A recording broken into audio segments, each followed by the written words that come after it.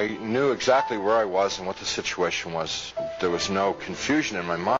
Alright, so this is another one of those videos where somebody claims to have died, seen hell and Jesus and all that jazz. But he did not see Jesus, he did not see hell, and I'm going to show you from the Bible why not. So here in Genesis chapter 2, verse 7, the Bible says that God formed man out of the dust of the ground. And then he breathed into his nostrils the breath of life, and man became a living soul. It did not say he received a soul, he became a soul. In fact, that word for soul means creature. Adam didn't receive a creature separate from himself. You see, we are body and breath. That makes a soul. You don't have a soul, you are a soul. So this out-of-body experience is automatically false. Now, if we look at Ecclesiastes chapter 9, verses 5, 6, and 10, the Bible very clearly says, the dead know how much? Nothing. So claiming to have an out-of-body experience, seeing yourself on the bed as a dead body, automatically false. The dead know nothing. If he was genuinely dead, he would have had no memory of anything.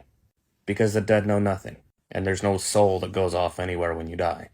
The book of Job calls death asleep. And Paul in 1 Timothy says only God has immortality.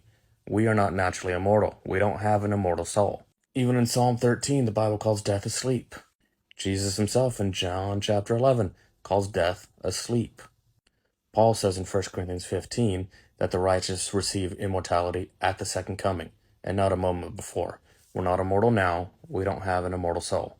Ecclesiastes chapter 12 verse 7 says when we die, our bodies go back to the dust of the ground, and the breath of life goes back to God, not some immortal soul, because there is no such thing.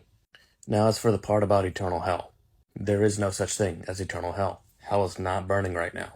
And the wicked do not burn for eternity. Notice in Malachi chapter 4 verses 1 and 3 it says the wicked will be consumed to ashes. Isaiah 47:14, the wicked will be reduced to stubble. In fact, it says that there will not even be a coal to warm at, nor a fire to sit before it. When the punishment of the wicked is done, the fire goes out. It's not eternal.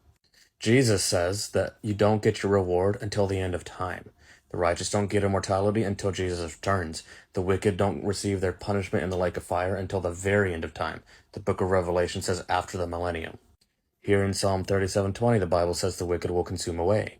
Now, a lot of people use Revelation chapter 20, verse 10 to say that the wicked will be tormented day and night forever and ever.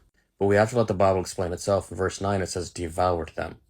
This excerpt from an Amazing Facts Bible study explains how the Bible uses the term forever. You see, in Revelation chapter 20, verse 10, the word forever means for a period of time.